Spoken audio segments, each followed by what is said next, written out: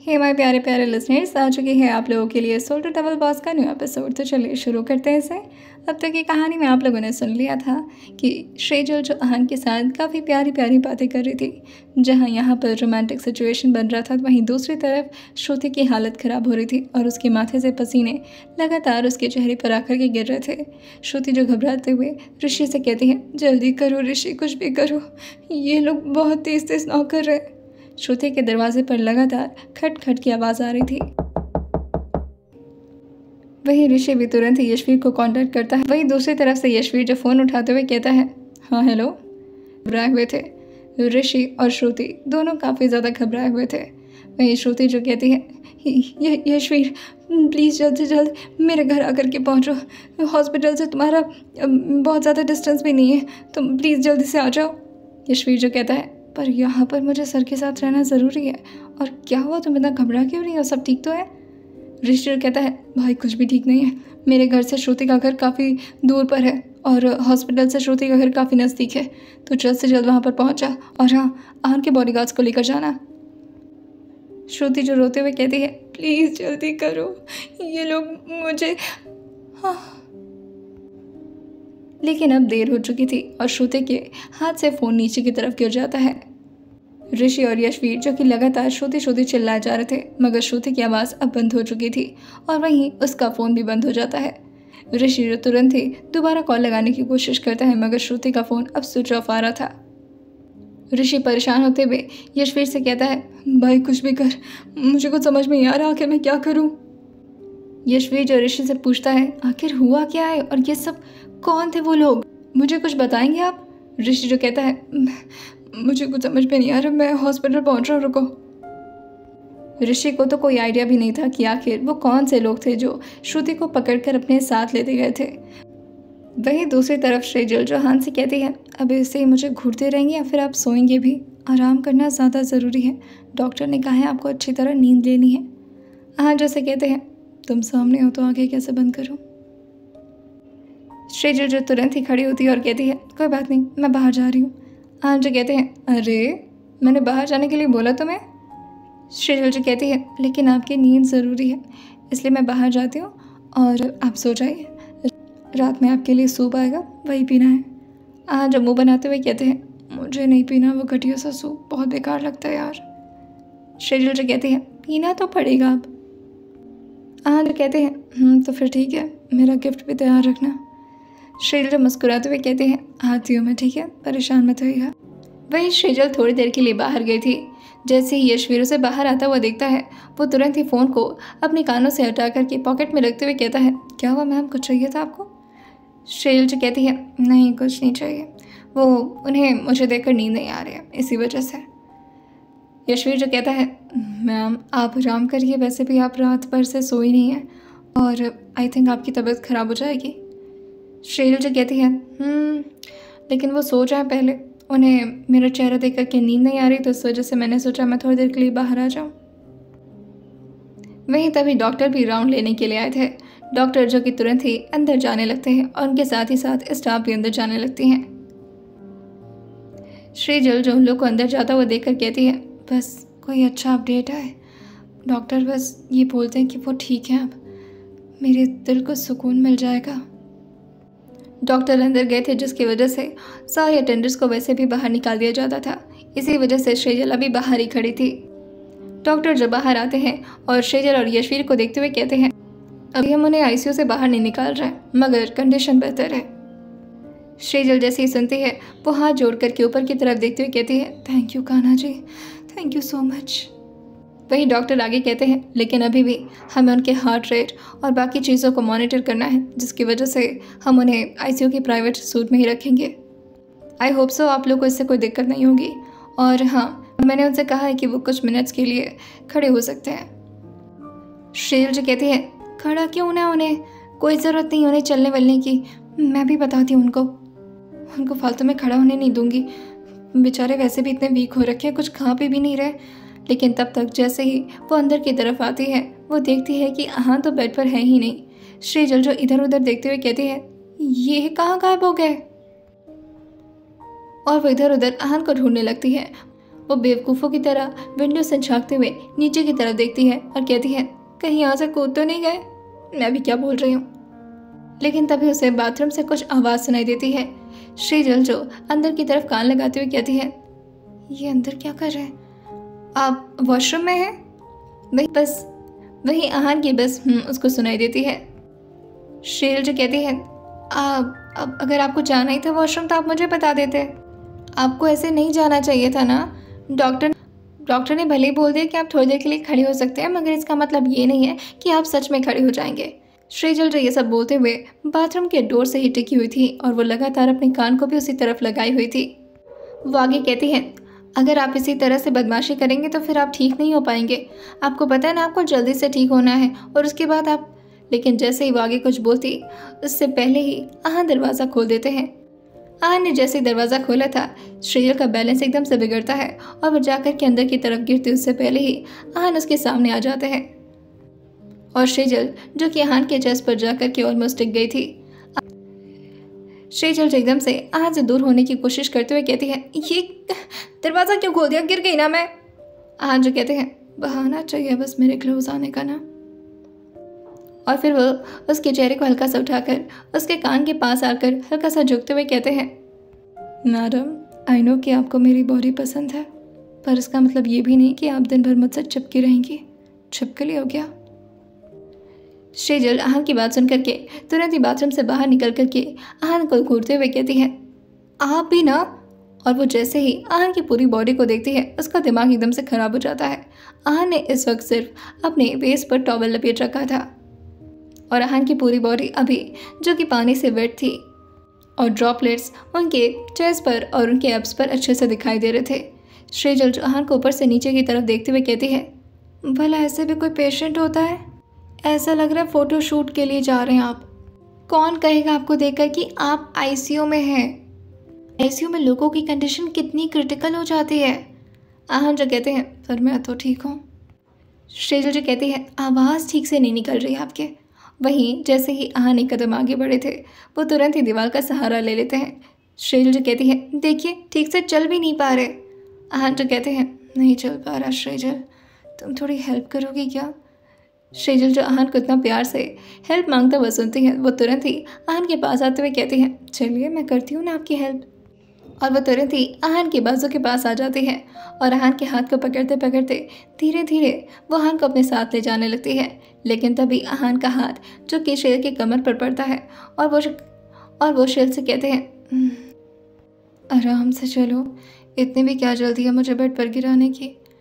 शेर जो कहती है, क्या बोल रहे हैं आप? आराम से तो चल रही हूँ। आहान जो कहते हैं, नहीं तुम काफ़ी जल्दी चल रहे हो। और ये बोल करके आहान अपनी जगह पर एकदम से खड़े हो जाते हैं। अब शेर के अंदर इतनी ताकत थी नहीं कि वो आहान को ज़बरदस्ती खींचकर अपने साथ ले आ सके, जिसकी वजह से वो आहान की तरफ घूमते हुए कहती है, क्या हुआ आपको? आहान जो कहते हैं, मुझे इसी तरह से खड़ा रहना है, लेटे लेटे मेरा दिमाग ख़राब हो रहा है। शेर जो कहती है, अच्छा ठीक है, अब डॉक्टर ने कहा है कि अभी भी आपकी कंडीशन को लगातार ऑब्जर्वेशन में रखा जाएगा ताकि समझ में आए कि आप ठीक हुए हैं या नहीं पूरी तरह से। वैसे आपकी हालत बेहतर है, लेकिन फिर भी आप इस तरह से ज़्यादा देर खड़े मत रहिए। आहान जो कहते हैं, अरे यार, और ये बोल करके उसके कमर को पकड़कर अपने पास खींचते हुए कहते हैं, कितना दिन हो गया ना तुम्हारे साथ रोमांस नहीं किया। शेरल जो कहती है, आईसीयू में भी रोमांस करना है आपको? आहान जो धीरे से बस अपने चेहरे को हाँ मिला देते हैं और हल्का हल्का स्माइल करने लगते हैं कि तभी भी अचानक से दरवाज़ा खुलता है। जैसे ही दरवाज़ा खुला था, श्रीजल जो दूसरी तरफ जाते हुए कहती है, क्या वो कौन है? वहीं दो स्टाफ जो के अंदर आते हुए कहती हैं, सर आपका सूप। लेकिन जैसे ही वो दोनों स्टाफ की नज़र आहान खुराना पर पड़ती है, वो दोनों की दोनों धीरे से कहती हैं, वाह क्या नज़ारा है।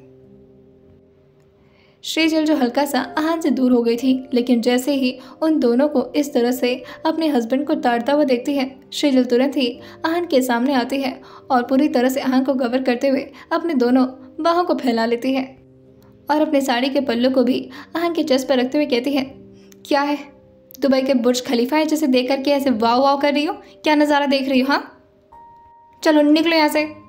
लेकिन तभी वो स्टाफ एकदम से होश में आती है और कहती है, मैम हम सूप लेकर आए थे। और वो दोनों की सांसें भी बढ़ चुकी थीं। सेजल जिस चीज़ को नोटिस करते हुए कहती है, हाँ हमें नहीं कोई सूप वूप पीना है, जाओ यहाँ से। वही अहान उसकी हालत को देखकर उसके कमर को जोर से पकड़ते हैं और उसके वेस्ट चेन को धीरे धीरे इधर उधर करते हुए कहते हैं, सेजल सूप मेरे लिए आया है, तुम्हारे लिए नहीं। और अगर मैं सूप नहीं पीऊँगा तो क्या पीऊँगा? भूख लगेगी तो तुम्हें खा जाऊँगा। सेजल रेहान की बात सुनते हुए कहती है, मज़ा आ रहा होगा ना आपको ये सब देखते हुए? तो लड़कियाँ किस तरह से आपके एब्स का मज़ा ले रही हैं? इसी दिन के लिए बनाए थे ना बॉडी आप? अहान जो कहते हैं, नहीं ऐसा नहीं है। शेल जो कहती है, ऐसा ही है, रुकिए आप। और ये बोल करके वो दोनों स्टाफ को घूरते हुए कहती हैं, जल्दी रखो, सूप का बॉल रखो, निकलो यहाँ से। वो दोनों स्टाफ जो कहती हैं, हाँ हाँ मैम। और ये बोल करके वो अभी जाने वाली होती कि तभी अहान की तरफ वो दोनों देखते हुए कहती हैं, सर आपको कुछ चाहिए? और ये बोलते हुए वो दोनों लगातार अहान की तरफ ही घूरे जा रही थी, लेकिन शेजल ने अहान को ऑलमोस्ट तरीके से तो कवर कर लिया था। शेजल जो कहती है, एक तो इतने लंबू तंबू हैं आप कि मैं आपको अच्छे से कवर भी नहीं कर पा रही। अहान जो कहते हैं, मैं लंबू तंबू नहीं हूँ, तुम छोटी हो। शेजल जो कहती है, हाँ तो ठीक है ना, आप ही दे दीजिए ना मुझे थोड़ी इंच। जैसे ही अहान ये सुनते हैं वो शेर के कान के पास आते हुए कहते हैं, क्या मतलब? शेर जो कहती है, आप बहुत लंबे हैं तो अपना कुछ इंच मुझ में डाल दीजिए। जैसे ही अहान ये सुनते हैं वो एकदम से शेर के पास आकर के उसके गाल पर अपने होठों को रखते हुए कहते हैं, आर यू श्योर अभी डालना है? शेर जैसे ही सुनती है वो तुरंत उन दोनों स्टाफ को देखते हुए कहती है, निकलो यहाँ से, तुम लोग क्या सुन रहे हो? वो दोनों के दोनों तुरंत ही वहाँ से भाग जाती हैं और वो दोनों बाहर आते हुए कहती हैं, वाह सर की आवाज़ कितनी सेडक्टिव है यार, कितना अच्छे से बोलते हैं वो, मज़ा ही आ गया, मज़ा ही आ गया सुन करके। वही शेजल अहान की तरफ घूमते हुए कहती है, क्या है? अहान जो कहते हैं, तुमने तो कहा कुछ इंच डालने मुझे तुम्हारे अंदर। शेजल जो कहती है, हाँ ठीक है डाल दे। क्या? मेरा मेरा वो मतलब नहीं था मेरा। अहान जो धीरे धीरे उसकी तरफ आगे बढ़ने लगते हैं और शेजल पीछे जाने लगती है। अहान जो कहते हैं, मुझे सपोर्ट नहीं दोगे शेजल? शेजल जो कहती है, मैंने आज तक इतना अश्लील इंसान नहीं देखा, आईसीयू में ये सब कौन करता है? अहान जो कहते हैं, अहान खुराना, तुम मेरे जैसा इंसान देखोगे भी नहीं। शेजल जो कहती है, अभी आपकी हालत ठीक नहीं हुई है। और ये बोलते बोलते अब वो जाकर के बेड से जाकर टिक गई थी। अहान जो कहते हैं, पेशेंट तो मैं हूँ, तुम क्यों बेड पर गिर रही हो? शेजल जो कहती है, आप हटेंगे तब तो यहाँ से जाऊँगी। अहान जो कहते हैं, अच्छा तो फिलहाल कपड़े दे दो, वरना मेरा ये व्यू देखकर। और ये बोलते हुए वो अपने एब्स की तरफ इशारा करते हुए कहते हैं, तुम सच में बेड पर गिर जाओगी। शेजल जो कहती है, नहीं नहीं इतनी भी कोई जल्दी नहीं है मुझे प्रोडक्ट बनाने की, मैं देती हूँ आपको कपड़ा। ये बोलते हुए वो जल्दी से वहीं रखे एक अलमीरा के कपड़े को निकालते हुए कहती है, ये लीजिए। अहान जो कहते हैं, मुझे ये नहीं पहनना। शेजल जो कहती है, क्यों नहीं पहनना? सारे पेशेंट ऐसे ही कपड़े पहनते हैं। अहान जो कहते हैं, मुझे शर्ट पहनना है, वैसे भी बहुत दिन हो गया। शेजल जो कहती है, शर्ट पहनकर? आपको पता है ना आपके चेस्ट पर कितने सारे मशीन्स वगैरह लगे हैं, वो सारे लीड्स लगाने के लिए आपको अपना चेस्ट खुला रखना पड़ेगा। अहान जो कहते हैं, तो फिर ठीक है, ऐसे ही सोचा था। शेजल जो कहती है, अच्छा ये पैंट तो पहन लीजिए। अहान जो कहते हैं, मुझे घर का पैंट चाहिए।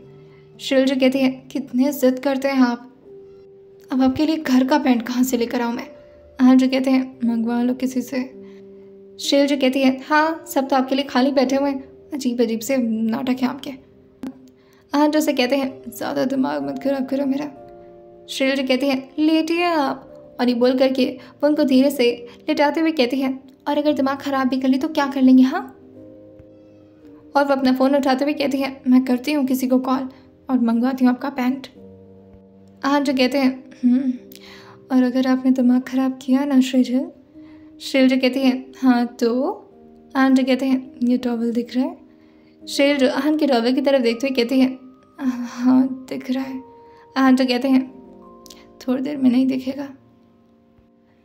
शेजल जैसे ही सुनती है वो तुरंत ही अपने चेहरे को दूसरी तरफ घुमाते हुए कहती है, छी छी छी छी छी छी, क्या क्या सोचवा देते हैं यार ये। वही वो फ़ोन लगाते हुए कहती है, मैं पार्थिव जी को फ़ोन कर रही हूँ, उनसे मंगवाती हूँ आपके कपड़े। अहान जो कहते हैं, और हाँ मेरी वॉच भी मंगवा देना। शेजल जो कहती है, भाई वॉच की क्या ज़रूरत है? अहान जो कहते हैं, लुक अच्छा आता है। शेजल जो कहती है, अब आप ज़्यादा नाटक कर रहे हैं, आपको स्टाफ को अच्छा अच्छा लुक देना है ना? आन जो कहते हैं अरे यार मुझे आदत है वॉच पहनने की, बस पहनने का मन है, तुम प्लीज़ मंगवा देना। श्रेयल जो कहती है प्लीज़ बोल रहे हैं आप मुझे, वाह ठीक है मंगवा देती हूँ। भाई वो पार्थिव को कॉल करके आन की सारी चीज़ें मंगवा देती है। पार्थिव जो कहता है हाँ मैं भाई से मिलने ही आ रहा था, ठीक है भाभी मैं लेकर आता हूँ। श्रेयल आन से कहती है अब चलिए, जब तक कपड़े आ रहे हैं तब तक सूप पी लीजिए। आन जी कहते हैं मन नहीं है। श्रेयल जी कहती है क्या मतलब है मन नहीं है? आन जी कहते हैं अच्छा नहीं लगता सूप। श्रेयल जी कहती है ज़्यादा बदमाशी नहीं, चलिए पीजिए। और वो आन को हल्का सा उठा करके उस सूप को धीरे धीरे पिलाने लगती है। वो सूप ख़त्म होता है उससे पहले ही पार्थिव अंदर आ जाता है और श्रेयल से कहता है भाभी ये कपड़े। वो जैसे ही आन के बालों को गीला देखता है और उनको टॉवल में देखता है, वो एकदम से कहता है भाई आप नहा कर उठे हो क्या? श्रेयल जो पार्थिव का जवाब देते हुए कहती है हाँ, आपने कभी सुना है आईसीयू का पेशेंट नहाने गया है? जैसे ही पार्थिव के सुनता है वो कहता है नहीं मैंने तो नहीं सुना, मुझे तो लगा था कि ऐसे ही कपड़े मंगवाए गए हैं।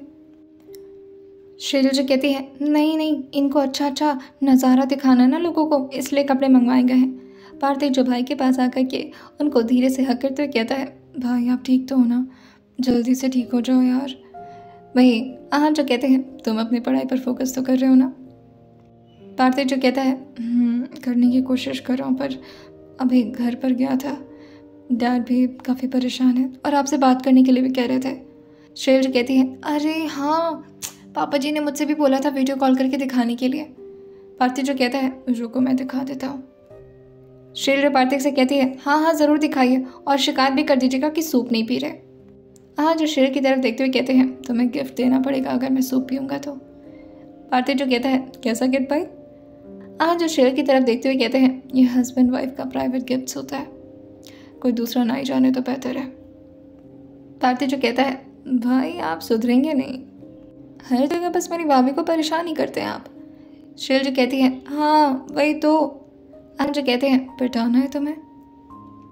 पार्थिव जो कहता है नहीं नहीं भाई ये लो फ़ोन, अब और पापा से बात कर लेना और बोल देना कि आप बिल्कुल ठीक हो, वहाँ घर पर वो बहुत ज़्यादा परेशान हो रहे हैं। वहीं जैसे ही धर्म जी फ़ोन उठाए थे वो आन को देखते हुए कहते हैं क्या हुआ है आपको? आन जो कहते हैं मैं ठीक हूँ डैड, आई एम फाइन। धर्म जी जो कहते हैं हाँ आप ठीक नहीं है, हॉस्पिटल में एडमिट है आप, मिलना चाहता हूँ मैं आपसे, कहिए किसी को कि मुझे आपके पास लेकर आए वरना मैं खुद आ रहा हूँ। आन जो कहते हैं आपकी तबीयत ख़राब थी ना डैड, क्यों परेशान हो रहे हैं, और मैं ठीक हूँ। और ये बोल करके वो श्रेयल की तरफ दिखाते हुए कहते हैं ये है ना आपकी बदमाशी बेटी, ये बहुत ख्याल रखती है मेरा, आपकी ज़रूरत नहीं है यहाँ पर आने की, और वैसे भी कल परसों तक डिस्चार्ज मिल जाएगा मुझे, मैं बात कर लूँगा डॉक्टर से। श्रेयल जो कहती है अभी 4-5 दिन तक यहीं रहना है आपको, बदमाशी मत करिए। आज हल्का सा फ़ोन को साइड करते हैं और पार्थिव की तरफ कैमरे को घुमाते हुए श्रेयल से कहते हैं क्या चाहते हैं आप, ऐसे ही नज़ारे में रोज़ स्टाफ को दिखाऊं, सुंदर सुंदर नारियों को?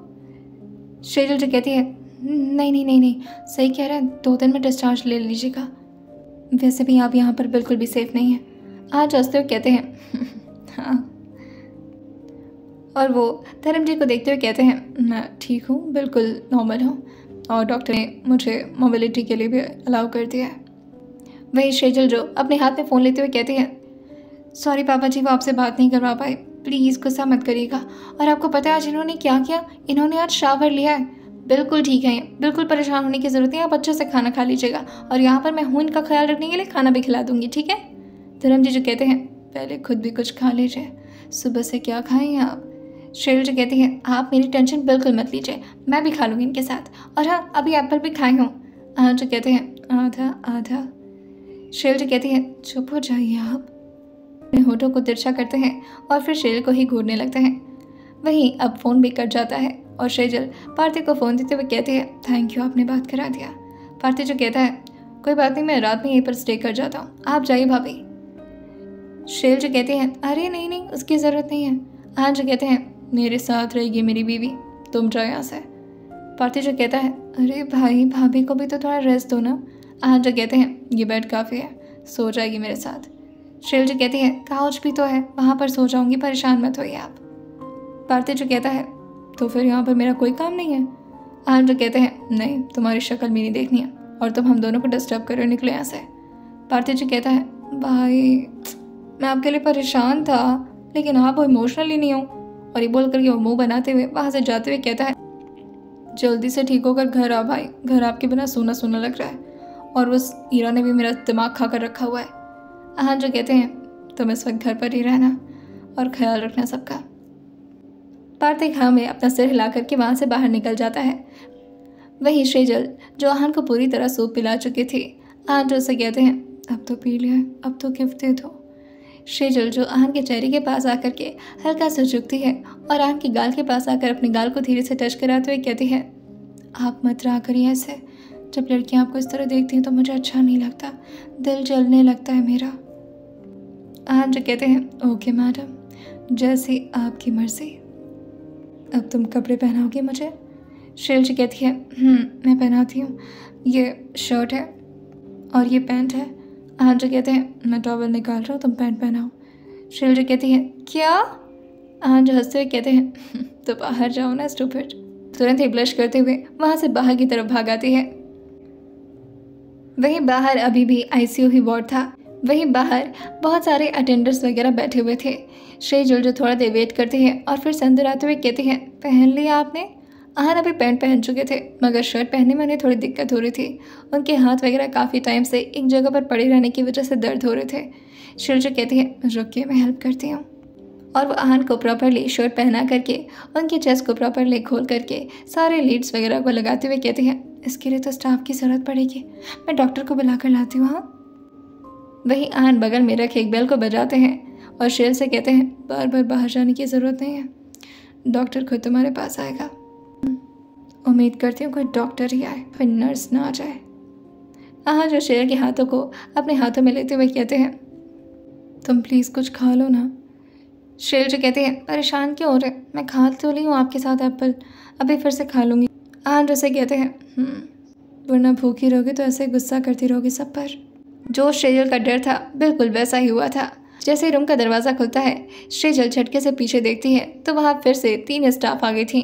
शेजल अपने सर पर हाथ रखते हुए कहती है हैंडसम पति मिलना भी कितना ज़्यादा बर्डन होता है। और वह खड़े होते हुए कहती है मैं देख रही हूँ यहीं पर वो मशीन वगैरह लगा दो अच्छे से, बीपी का और ईसीजी का। वो स्टाफ जो कहती है मैम हमें पता है हमें क्या क्या करना है, आप रहने दीजिए। शेजल जैसे ही सुनती है वो उस स्टाफ को देखते हुए कहती है हेलो मैडम, दिमाग मत खराब करिए मेरा, जल्दी करिए और जाइए यहाँ से। आहन जो बस अपनी शेजल को ही देखे जा रहे थे वही अब फाइनली स्टाफ को आहन को छूने का मौका मिल रहा था और वो काफ़ी अच्छे से इसका इस्तेमाल करती हैं। जो काम 2 मिनट में ख़त्म हो सकता था उसे 10 मिनट लगा करके करती हैं। शेजल जो कहती हैं हो भी गया, आप बस करिए, कितना लगाएंगे, इतना स्लो काम करता हूँ मैंने आज तक किसी को नहीं देखा, स्लो मोशन भी आप लोगों से ज़्यादा फास्ट चलता होगा। वही वो स्टाफ तुरंत ही शेजल के हड़काने पर वहाँ से बाहर चली जाती हैं और शेजल आहन से कहती हैं आप आराम करिए ठीक है, मैं थोड़ी देर में आती हूँ और मैं कुछ खा भी लूँगी, परेशान मत होएगा। आहन जो कहते हैं मेरे पास ही रहना ठीक है। शेजल जो कहती हैं मैं आपके पास ही हूँ, आपके साथ हूँ, आपको छोड़कर कहीं नहीं जा रही ठीक है। आहन जो कहते हैं आई लव यू। शेजल जो अपने बालों को हल्का सा पीछे करते हुए कहती है आहन जो कहते हैं नहीं, जवाब दो मुझे। शेजल जो आहन के फोरहेड पर किस करते हुए कहती है आप जानते हैं मेरा जवाब क्या है, हर बात बताना ज़रूरी नहीं होता, कुछ बातों को ऐसे समझ जाना चाहिए। आहन जो शेजल की तरफ एक बार देखते हैं और फिर शेजल के हाथ पकड़ के अपनी आँखों को बंद करते हुए सोने की कोशिश करने लगते हैं क्योंकि उनके लिए सोना काफ़ी ज़्यादा हेल्पफुल था उनकी रिकवरी के लिए। जैसे ही आहन थोड़ा नींद में गए थे शेजल बाहर की तरफ आ जाती है और वो जैसे ही बाहर की तरफ आई थी वो देखते हैं कि ऋषि और यशवीर इस वक्त काफ़ी ज़्यादा परेशान है। ऋषि जो लगातार अपनी आंखों के आंसुओं को पोंछे जा रहा था और वहीं यशवीर उसको कंसोल करने की कोशिश कर रहा था। शेजल इस हालत को देखकर ऋषि के सामने आते हुए कहती है क्या हुआ इन्हें, आप ठीक हैं, क्या हो गया, इस तरह से क्यों परेशान हैं आप लोग। यशवीर जो शेजल को कुछ भी नहीं बताना चाह रहा था जिसकी वजह से वो कहता है कुछ नहीं मैम, आप कुछ खाएंगी। शेजल जो कहती है नहीं, मैंने उनके साथ एप्पल खा लिया है, मुझे भूख नहीं है। पर इन्हें क्या, कि तभी यशवीर जो कहता है आप सर के पास जाइए ना, आराम करिए और वहाँ पर तो काउच भी है, आप आराम से रेस्ट कर सकती हैं। शेजल जो कहती है हाँ हाँ मैं चली जाऊंगी, पर मुझे कोई बताएगा क्यों इतना परेशान है ये। ऋषि जो कहता है श्रुति। वही यशवी जो कहता है अब नहीं ऋषि भाई प्लीज़ मैम को कुछ मत बताइए, वो वैसे ही बहुत परेशान है। शेजल जो कहती है प्लीज़ यशवीर जी आप बताने दीजिए ना। और फिर वो ऋषि के सामने आकर के बैठते हुए कहती है क्या बात है मुझे बताइए। ऋषि जो कहता है कैसे बताऊँ, मेरी श्रुति को कोई लेते क्या है। शेजल जैसे ही सुनती है वो यशवीर की तरफ एक बार देखती है और फिर ऋषि को देखते हुए कहती है क्या मतलब कोई उठा ले गया है, किसी ने किडनैप कर लिया है। ऋषि जो कहता है कुछ समझ नहीं आ रहा है, पता नहीं मेरी श्रुति के साथ क्या हो रहा होगा। वहीं दूसरी तरफ श्रुति जो कि किसी काल कोठरी में आकर के बंद हो चुकी थी और उसकी आंखों में पट्टी लगा हुआ था और उसके मुंह को भी पट्टी से बांधा गया था। वो लगातार अपने हाथों को खोलने की कोशिश कर रही थी। ऐसा लग रहा था जैसे उसे किसी ने चेयर पर बांध रखा है। किडनैप करते वक्त उसके सर पर किसी ने जोर से मारा था, जिसकी वजह से वो थोड़ी देर के लिए बेहोश हो गई थी और उसे कब यहाँ पर लाया गया था उसे खुद नहीं पता चला था। श्रुति जो काफ़ी तेज़ी से कुर्सी को हिलाते हुए इधर उधर देखने की कोशिश करने लगती है, मगर आंखों पर पट्टी बंधे होने की वजह से और हाथ भी बंधे होने की वजह से उसे काफ़ी ज़्यादा अपनाहट महसूस हो रही थी। तब एक आदमी जो आता है और श्रुति की आंखों की पट्टी को हटा देता है। श्रुति जो सामने देखती है तो यहाँ पर 15 से 20 लोग थे। किसी के हाथ में रिवॉल्वर तो किसी के हाथ में हॉकी था। श्रुति जो उन सबको देखते हुए कहती है वो बस रोए जा रही थी और अपने मुंह से पट्टी को निकालने की कोशिश कर रही थी कि तभी एक आदमी जो आता है और श्रुति की तरफ इशारा करते हुए एक आदमी से कहता है पट्टी निकालो इसकी, मुंह से कुछ बोले तो ये धोखेबाज लड़की। जैसे उसके मुंह से पट्टी हटा था श्रुति रिक्वेस्ट करते हुए कहती है प्लीज़ प्लीज़ मुझे जाने दो, मैं ये नहीं कर सकती जो तुम लोग कह रहे हो। कि तभी वो आदमी जो आता है और श्रुति के बालों को जोर से पीछे की तरफ पकड़ करके उसके मुंडे को हल्का सा अपनी तरफ घुमाते हुए कहता है ये लड़की, तेरे अंग्रेजी शब्दों के पटर पटर सुन करके मैं तेरी बात नहीं मानने वाला। मुझे वो लड़की चाहिए किसी भी कीमत पर, समझ में आ रहा है तुझे। श्रुति जो कहती है देखो इसमें मेरी गलती है और जो भी किया है मैंने किया है, मैं माफ़ी मांग रही हूँ तुमसे, उस लड़की को जाने दो प्लीज़, वो बहुत मासूम है। वो आदमी जो कहता है यही तो चाहिए मुझे, मासूम लड़की को फंसाने में ज़्यादा मज़ा आता है। और फिर वो आन खुराना ना मेरे सामने आकर के गिड़गिड़ाएगा कि प्लीज़ मेरी बीवी को छोड़ दो, प्लीज़ मेरी बीवी को जाने दो। और यही सुनना चाहता हूँ मैं, बहुत बड़ा गुंडा बनना चाहता हूँ मैं। सब लोग मुझसे कांपे लेकिन सब लोग मुझसे डरते हैं, मेरे गैंग से डरते हैं। लेकिन वो आन खुराना ना, उसकी तो मती मारी गई थी जो मेरे साथ आकर पंगा ले लिया। श्रुति जो कहती है वो ऐसे छोटे मोटे लोगों के साथ बातें नहीं करते, उनके पास इतना भी टाइम नहीं होता। आहान खुराना की बात कर रहे हो तुम। श्रुति की हिम्मत देख करके वो आदमी जोर से श्रुति को एक थप्पड़ मारते हुए कहता है ये चुप। और वह पीछे जाते हुए उसके सामने एक चेयर ले आकर बैठते हुए कहता है मैं एक लड़की को अपने साथ थोड़ा बहुत पूछी करने के लिए कह रहा था। अरे क्लब में लड़कियां अगर नाचेंगी तो क्या उनकी आरती उतारूंगा मैं? लेकिन उसके बाद उस आहान खुराना ने सबके सामने मेरी बेइज्जती कर दी, मेरे सर पर बॉटल दे मारा। मैं 15 दिन तक हॉस्पिटल में एडमिट था, बहुत खर्चे लगे यार। और ऊपर से इस जॉन भाई की इज्जत भी घट गई, लोग मुझसे डरना बंद कर दिए। तो अब मैं लोगों को डराऊंगा, जिसने मेरे साथ गलत किया ना उसका इस्तेमाल करके। जब आहान खुराना जैसा आदमी मेरे सामने सर झुका कर खड़ा रहेगा ना, तब लोग मुझसे डरना शुरू करेंगे। इतने पैसे खर्च हुए ना मेरे इलाज में, सबका सब वसूलूंगा उससे। बहुत पैसे वाला बना फिरता है ना, उसका ईगो तो मैं ऐसा निकालूंगा ना। लेकिन फिर वो श्रुति के सामने अचानक से उठ करके आता है और ज़ोर से उसके मुंह को पकड़ते हुए कहता है ये लड़की, किसी भी हालत में वो उसकी वो बीवी जो है मुझे चाहिए तो चाहिए। मुझे उस आहान खुराना को दिखाना है कि मैं क्या हूँ। और अगर मुझे गुस्सा है तो मैं क्या कर सकता हूँ? वही श्रुति जो कहती है, मैं ये नहीं कर सकती, मुझसे गलती हुई है, पर मैं उस शेजल को इस मामले में नहीं ला सकती। वो आदमी जो कहता है, देख, या तो तू प्यार से ये कर दे, या तो मैं पहले तुझे काट कर फेंकूंगा और उसके बाद तो श्रुति, आप जानती हैं कि शेजल को भी किडनैप करना मेरे लिए कोई बड़ी बात नहीं है। जैसे श्रुति सुनती है, वो हल्का सा मुस्कुराते हुए कहती है, तो मुझसे किडनैप करवाओगे? जानते हो ना किसकी बीवी है वो? बीवी नहीं, जान बसती है आन की उसमें।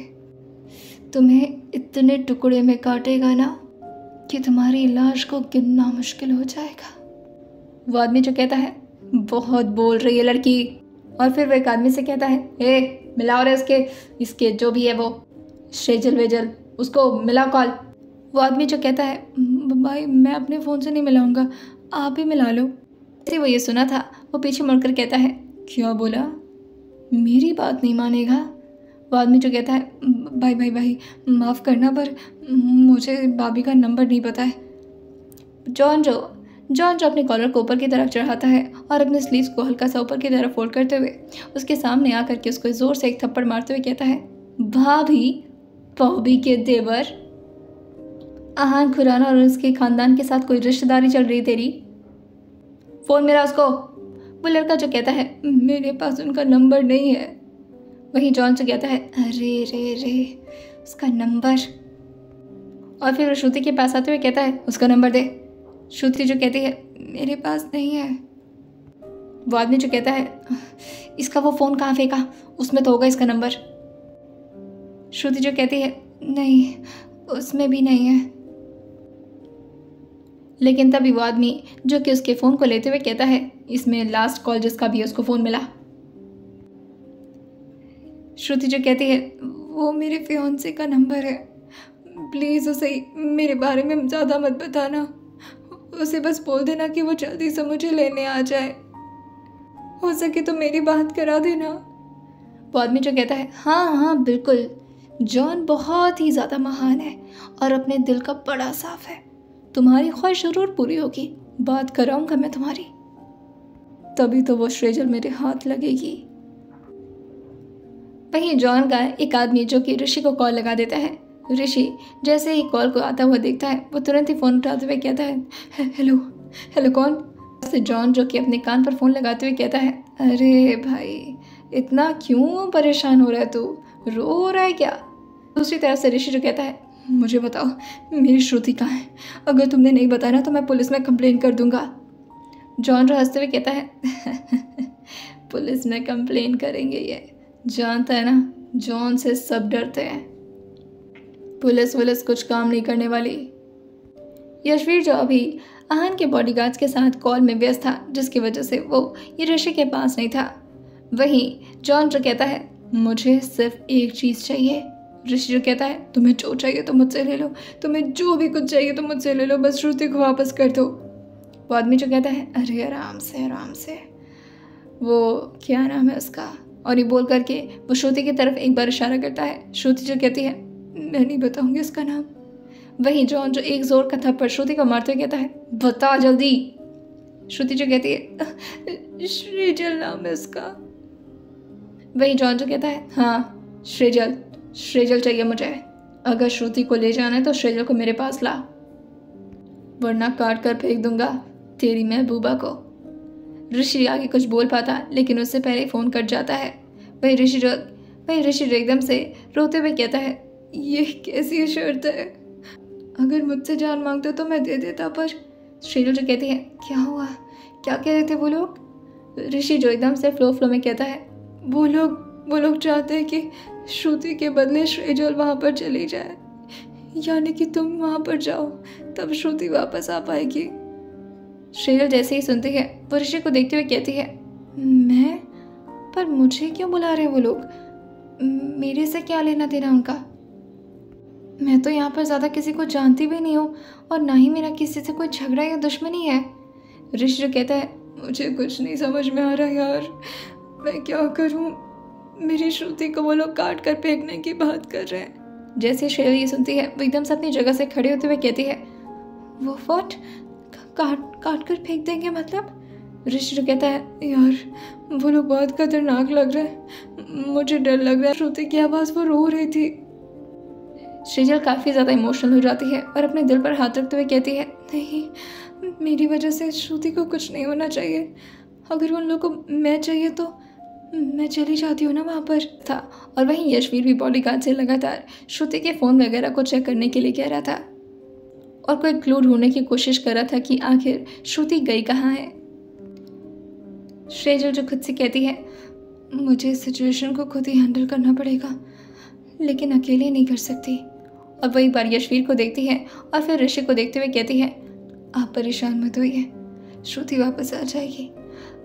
वही श्रीजल जो ऋषि के हाथ में फ़ोन देखते हुए कहती है अगर इनका फ़ोन मिल जाए तो किसी भी हालत में मैं वो नंबर निकाल लूँगी और उसके बाद शायद मैं कुछ पता लगा सकती हूँ। वो ऋषि के बगल में आकर के बैठती है और धीरे से ऋषि के हाथ से फ़ोन लेते हुए कहती है आप परेशान मत हो, ये सब ठीक हो जाएगा। और वो इस वक्त ऋषि के फ़ोन से उस नंबर को जल्दी जल्दी अपने फ़ोन में टैप करने लगती है। ऋषि जो अभी अपने सिर को नीचे करके अब बहुत ही ज़्यादा परेशान हुए जा रहा था, उसे समझ में नहीं आ रहा था कि आखिर वो अपनी श्रुति को कहाँ ढूंढे। श्रीजल जो उस नंबर को अपने फ़ोन में ले लेती है और वहीं ऋषि के फ़ोन को उसके हाथ में थमाते हुए कहती है श्रुति जी आ जाएंगी, आप हिम्मत मत हारिएगा। अच्छा सुनिए, मुझे घर जाना है कुछ काम से, थोड़ी देर में वापस आ जाऊंगी। आप बता दीजिएगा जब यशवीर जी आएंगे तो, और हाँ जी को भी बता दीजिएगा, ठीक है? ऋषि जो कहता है हाँ पर इस वक्त तुम्हें घर क्यों जाना है, तुम्हें यहीं पर रहना चाहिए। श्रीजल जो कहती है हाँ मुझे रहना तो चाहिए पर इस वक्त ज़रूरी है और बहुत ज़्यादा ज़रूरी है। आप रहिए और परेशान बिल्कुल मत होइएगा, मैं आती हूँ, ठीक है? और वो अपने फ़ोन को अपने हाथ में ज़ोर से पकड़ती है और वहीं नीचे की तरफ जाने लगती है। श्रीजल जो अपने दिमाग को लगाते हुए अपने आप से ही बोलती है किसी भी हालत में श्रुति जी बच जाएं, लेकिन मैं भी अकेले नहीं जा सकती। अगर अकेले गई तो ख़तरा हो सकता है। ऋषि जी ने बताया कि वो लोग खतरनाक हैं। क्या करूं कि तभी जैसे ही वो हॉस्पिटल के अभी बाहर निकली थी कि यहाँ के बहुत सारे बॉडीगार्ड्स, जिसमें से कुछ बॉडीगार्ड्स तो वहाँ से श्रुति को ढूंढने के लिए चले गए थे, वहीं कुछ बॉडीगार्ड्स अभी भी वहीं पर खड़े थे और शेर के आते ही वो लोग शेर के सामने आकर सिर झुका लेते हैं। मुझे आप लोग की कुछ हेल्प चाहिए थी। जैसे ये शेरल ने ऑर्डर दिया था, वहाँ पर सारे लोग आकर के घेरा बना करके शेर को खड़े हो जाते हैं। शेजल जो उनमें से 4 आदमी को चुनते हुए कहती है आप चारों मेरे साथ चलिए, एक एड्रेस है मैं बताती हूँ। उस नंबर को ले लिया था और वो तुरंत ही उस नंबर पर फ़ोन मिला देती है और वहीं चारों बॉडीगार्ड्स जो कि आकर के शेर के साथ गाड़ी में बैठ चुके थे, शेजल जो तुरंत ही गाड़ी को चलाने के लिए कहती है और उन चारों बॉडीगार्ड से कहती है आप लोग के पास गन तो है ना? वो चारों बॉडीगार्ड्स अपने सिर को हाँ में हिला देते हैं। वहीं शेजल जो अपने हाथों को ज़ोर से बंद करते हुए कहती है I am so sorry my husband जी, इस वक्त मुझे आपके साथ रहना चाहिए पर श्रुति की जान मेरी वजह से खतरे में कैसे पड़ सकती है। मैं बस थोड़ी देर में उसे बचा कर वापस आ जाऊंगी। आई विश आपको कुछ भी पता ना चले, बहुत गलत काम कर रही हूँ मैं आपसे बिना बताए। वहीं वो ये सब सोच ही रही थी कि तभी दूसरी तरफ से फ़ोन तुरंत ही पिक होता है और जॉन की आवाज़ आती है हेलो कौन? इस तरफ से श्रेजल जो कहती है जिसको ढूंढ रहे हो, श्रेजल खुराना, आहान खुराना की बीवी। जैसे श्रेजल ने ये बोला था, दूसरी तरफ से जॉन जो खुश होते हुए कहता है ओह मैडम जी आप, वाह क्या बात है, आप तो काफ़ी टैलेंटेड निकली और काफ़ी स्मार्ट भी हैं। आपको समझ में आ गया कि श्रुति की जान खतरे में है। श्रेजल जो कहती है श्रुति जी को कुछ नहीं होना चाहिए, आपको जो भी बात करनी है मुझसे करिएगा। जॉन जो कहता है जी जी बिल्कुल, आप आ रही हैं क्या? आपको बताऊं कहाँ आना है? श्रेजल जो कहती है एड्रेस भेजिए मेरे इसी नंबर पर, मैं पहुंचती हूँ। जॉन जो कहता है क्या बात है, और वो तुरंत ही फ़ोन काटते हुए श्रुति के सामने आकर के उसके सामने घुटने पर बैठते हुए कहता है यार तेरी श्रेजल तो बहुत मस्त है, खुद ही आ रही मेरे पास। ऐसे आग में कौन आता है खुद चल करके? जैसी श्रुति ये सुनती है वो अपनी आंखें बड़ी बड़ी करते हुए अपने चेहरे को ना हिलाते हुए कहती है नहीं श्रेजल को यहाँ मत बुलाओ प्लीज़, श्रेजल को यहाँ मत बुलाओ, इस वक्त आहान की तबीयत खराब है।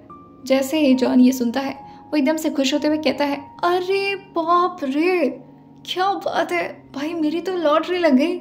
मतलब एक तरफ श्रेजल जी यहाँ पर आ रही हैं, आहान की जान यहाँ पर आ रही है और आहान जी की तबीयत भी खराब है। फिर तो वो कुछ कर भी नहीं पाएगा। बस मेरे सामने प्लीज़ मेरी बीवी को छोड़ दो यही करेगा। श्रुति जो कहती है तुम नहीं जानते उसे, अगर उसका मूड खराब हुआ तो वो क्या कर सकता है, तबाही ला देगा तुम्हारी ज़िंदगी में और तुम्हारे यहाँ जितने भी लोग हैं ना सबको ख़त्म कर देगा, नामो निशान मिटा देगा तुम्हारा। आइए जानते हैं अब आने वाले एपिसोड में क्या होगा और कैसे बचाएगी सेजल श्रुति को। क्या उसका ये फैसला उसके लिए फिर से भारी पड़ जाएगा? आइए जानते हैं इस आने वाले एपिसोड में और सुनते रहिए सोल्ड डबल बॉस सिर्फ और सिर्फ स्टोरी विद सौम्या के साथ।